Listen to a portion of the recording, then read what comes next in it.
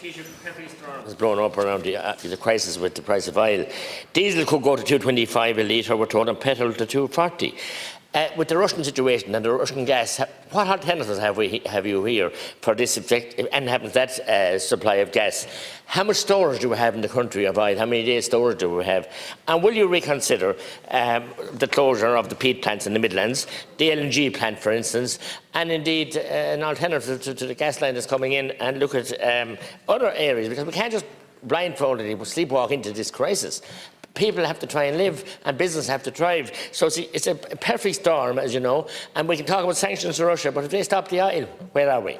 And how much storage do we have? And when we look at these alternatives, it makes lots of sense to reopen those stations and to have them viable and working. Taoiseach.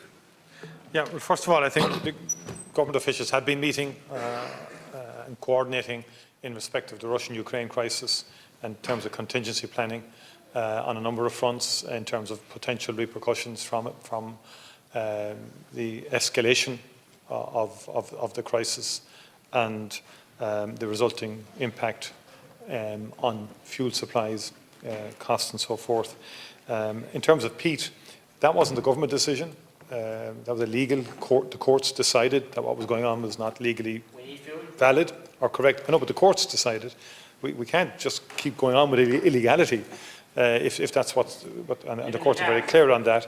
But we have developed alternative approaches, and the Minister of Agriculture, as you know, has, in terms of utilising bogs of a certain size to source the peat for our natural resources. Deputy Pringle.